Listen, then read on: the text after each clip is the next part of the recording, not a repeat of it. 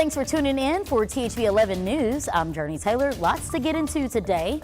Here's what we need to know right now at noon. An inmate escapes from the Pulaski County Jail. More on the search to find the man on your screen in less than 2 minutes. And the clock is ticking. The U.S. Supreme Court has until midnight to decide the fate of a commonly used abortion pill. What's at stake for America's women? And Netflix is dropping a new world drama based on a Pulitzer Prize winning novel. We'll tell you when to watch and much more in our entertainment headlines at 12:21. But right now, at about 12 o'clock or 12:01, a look at the day. Meteorologist Nathan Scott, what do you have to share with us on this Wednesday? Jurnee, another beautiful day here in Central Arkansas can be expected. We've got lots of sunshine in Pulaski County. Take a look at the visible satellite, though.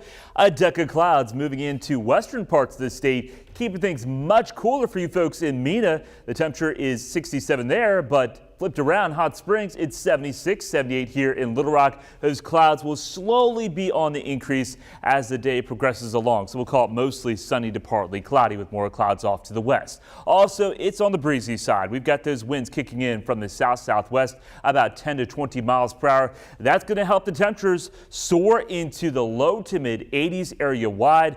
84 is expected high here in the capital city, 84 in Searcy, 86 in Arkadelphia. Soak this day up, though, because changes arrive on Thursday. Here's the latest from the Storm Prediction Center, and we do still have that slight risk of severe weather. That means there's a low chance there could be 1 or 2 storms that get a little bit spicy. I'll have more on what the greatest impacts are expected when the storms move in and when the rain all moves out coming up. The Pulaski County Sheriff's Department needs your help finding an inmate who escaped from the Pulaski County Jail. At the count time this morning, officials discovered that 56-year-old Henry Hatton of Little Rock was missing. It is believed that Hatton escaped at some point overnight. If you see the man on your screen or have any information about where he is, you are urged to contact the Pulaski County Sheriff's Department. And more developments, we're learning a Little Rock man died following a shooting last night. It happened just before 8 o'clock on West 36th Street, just west of John Barrow Road. Police say the victim, identified as 47-year-old Derek Wilburn, had been shot several times. He died overnight at a hospital. Investigators are looking for clues to help track down a suspect. Now, a follow-up to 2 shocking murders. In both cases, the victims were children. In Little Rock, 22-year-old Tamar Pennington faces capital murder charges in the death of his 2-month-old daughter. Investigators say it happened last Friday. Arkansas Children's Hospital reported Kaya Pennington had severe injuries, which she died from 4 days later. Officers interviewed both parents before releasing the mother and arresting the father. And in Hot Springs, a man is now behind bars charged in a shooting that killed a 4-year-old child and wounded 1 adult. Hot Springs police arrested 18-year-old Alejandro David Gasca for the shooting on Carson Street Monday afternoon near the new baseball complex. Gasca is charged with first-degree murder and battery. His bond is set at $1 million. Now turning to a story capturing headlines around the nation. An 84-year-old man accused of shooting a black teen who mistakenly went to the wrong house in Kansas City is out on bond today. That's after Andrew Lester turned himself in to the Clay County Detention Center after being charged with first-degree assault and armed criminal action before posting bond Tuesday afternoon. Now, the teenager's family says he was shot twice last week after going to Northeast 115th Street instead of Northeast 115th Terrace, a block away, to pick up his younger siblings from a friend's house. It was about 9:45. I was like, Ralph, can you please pick up your brothers for me? Being the kid he said okay. Lester is facing 2 felony charges, armed criminal action and first-degree assault, as 16-year-old Ralph Yarg recovers from his wounds at his home. Supporters, civil rights leaders, and politicians rallied in downtown Kansas City to call for justice for the boy in a stronger effort to improve racial relations in Missouri and in the U.S. Well, we've also learned former Razorback star and pro football player Chris Smith has died. We don't know at this time how he died, but Smith who was from North Carolina, was only 31 years old. The defensive end played for the Razorbacks from 2010 to 2013 and on his way to being drafted in the 5th round by the Jacksonville Jaguars. Then he went on to play for the Browns and the Ravens and was currently playing in the XFL.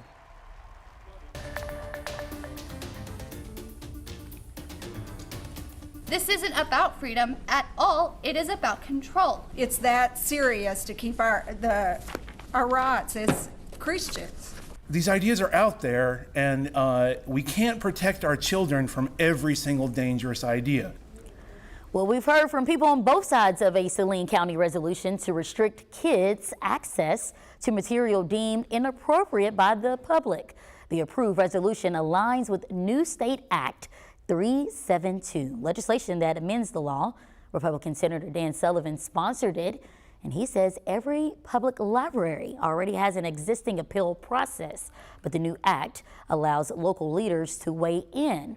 Here's how the process works. If someone thinks an inappropriate book should be removed, they can make an appeal to a library director. If they disagree with the librarian's decision, they can then go before the library board. After that decision, they can appeal to elected officials. And at that point, members of a city council or quorum court will make the final determination. Appropriateness of the book to where it's placed, not whether it's obscene, not whether it ought to be banned.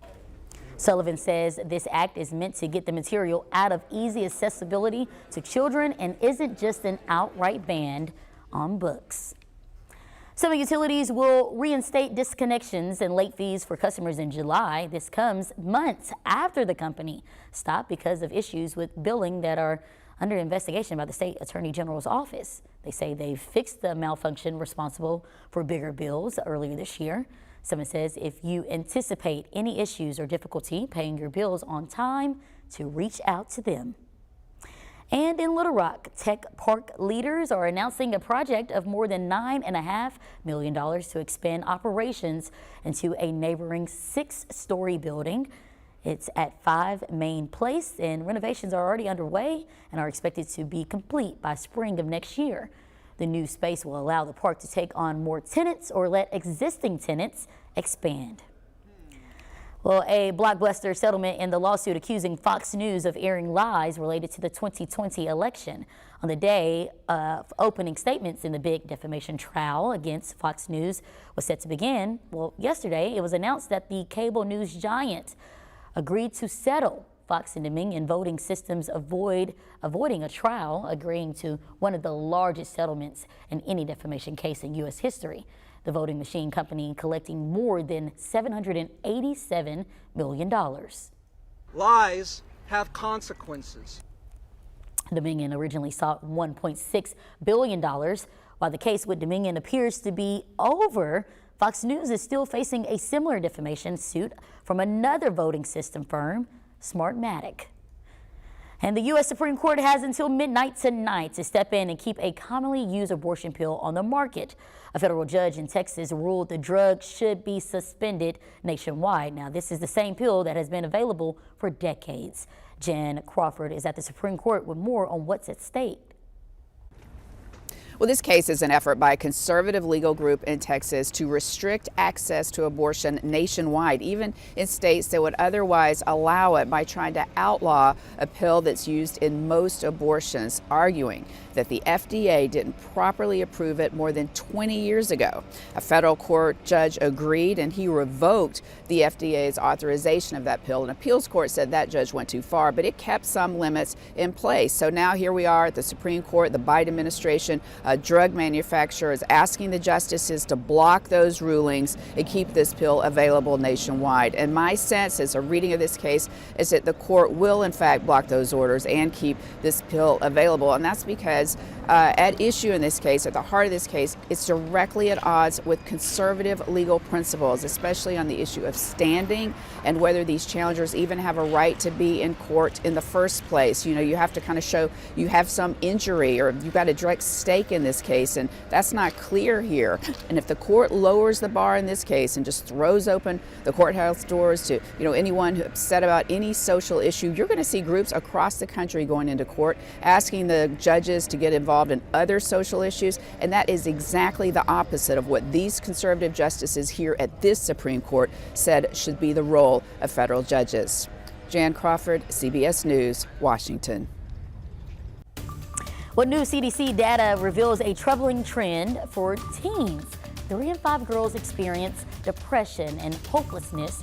Just ahead, specialists share advice parents need to hear. But first, a quick check of the weather. Nathan. We got lots of blue sky out there, Jurnee. It's going to be another gorgeous day throughout most of central Arkansas, but showers and storms are on the horizon for Thursday, and some storms could be strong, possibly severe. I'll have more on that and talk about much cooler temperatures this weekend coming up.